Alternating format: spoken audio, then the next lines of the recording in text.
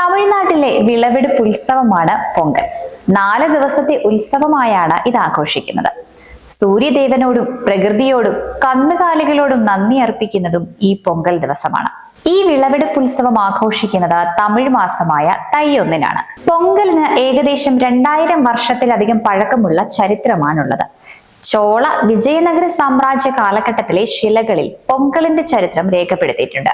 സൂര്യൻ മകരരാശിയിലേക്ക് പ്രവേശിക്കുന്ന ദിവസമായ മകര സംക്രാന്തിയിലാണ് പൊങ്കൽ വരുന്നത്.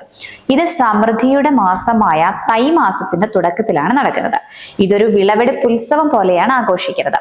കർഷകൻ തന്റെ അധ്വാനത്തിന്റെ ഫലത്തിന്റെ ഒരു പങ്ക് പ്രകൃതിക്ക് സമർപ്പിക്കുന്നു.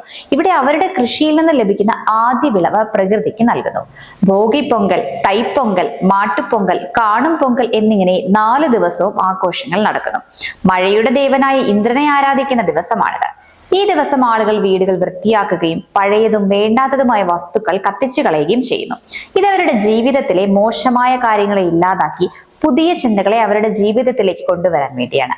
4 ദിവസത്തെ പൊങ്കലാഘോഷങ്ങളിൽ ഏറ്റവും പ്രധാനപ്പെട്ട ദിവസം തൈപ്പൊങ്കലാണ്. സൂര്യദേവനായി സമർപ്പിച്ച ഏറ്റവും പ്രധാനപ്പെട്ട ദിവസമാണിത്.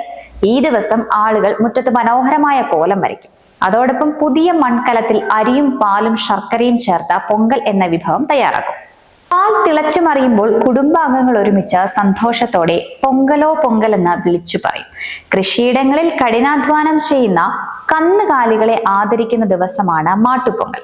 പ്രത്യേകിച്ച് ഈ ദിവസം പശു, കാള എന്നിവയെ ആദരിക്കുകയും മൃഗങ്ങളെ രാവിലെ കുളിപ്പിക്കുകയും അവയ്ക്ക് മാലയിടുകയും അവയുടെ കൊമ്പുകളിൽ നിറങ്ങൾ തേക്കുകയും അവയ്ക്ക് പ്രകൃതി വിഭവങ്ങൾ നൽകുകയും ചെയ്യുന്നു. ഈ ദിവസം തന്നെയാണ് പല ഗ്രാമങ്ങളിലും ജല്ലിക്കെട്ട് പോലെയുള്ള പരിപാടികൾ നടക്കുന്നത്. ഈ ദിവസം സാമൂഹിക ബന്ധത്തിനും വിശ്രമത്തിനുമുള്ള ദിവസമായി ആളുകൾ കണക്കാക്കുന്നു. ആളുകൾ ഈ ദിവസം ബന്ധുവീടുകൾ സന്ദർശിക്കുകയും വിരുന്നുകൾ നടത്തുകയും ചെയ്യുന്നു. അതാണ് കാണും പൊങ്കൽ.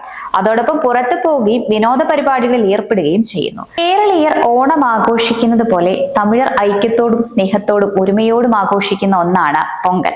അവരുടെ ജീവിതത്തിൽ ഈ ആഘോഷങ്ങൾക്ക് ഏറെ പ്രസക്തി നൽകുന്നുണ്ട്. ജാതിമത ഭേദമന്യേ അവർ ഒരുമിച്ച് എല്ലാ വർഷവും പൊങ്കൽ ആഘോഷിക്കുന്നു. ഒപ്പം പ്രകൃതിയും മനുഷ്യനും തമ്മിലുള്ള ആഴമായ ബന്ധത്തെക്കുറിച്ചും ഓരോ പൊങ്കലും ഓർമ്മിപ്പിക്കുന്നു. ഇടുക്കി ലൈവ് വാർത്തകൾ നിങ്ങൾക്കായി അവതരിപ്പിച്ചത് കോടമഞ്ഞും നൂൽമഴയും പെയ്തിറങ്ങുന്ന മലയോരങ്ങളിൽ പുതിയ അക്ഷരപ്പുലരി. Don Bosco central school Kattappana.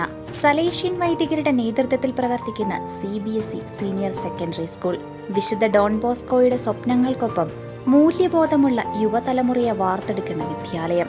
പ്രസന്നമായ പഠനാന്തരീക്ഷം, ഹൈബ്രിഡ് ക്ലാസ് റൂമുകൾ, JEE, IIT, നീറ്റ് എന്നീ പ്രവേശന പരീക്ഷകളുടെ പ്രത്യേക പരിശീലനം, health kiosk, football turf, basketball, table tennis, badminton. 20ഓളം പഠനാനുബന്ധ പ്രവർത്തനങ്ങൾ. 2026-27 വർഷത്തേക്കുള്ള അഡ്മിഷൻ തുടരുന്നു. Don Bosco central school Kattappana. അക്ഷരങ്ങൾക്കൊപ്പം ജീവിതത്തിന്റെ പാഠങ്ങൾ പകർന്നു നൽകുന്ന വിദ്യാലയം.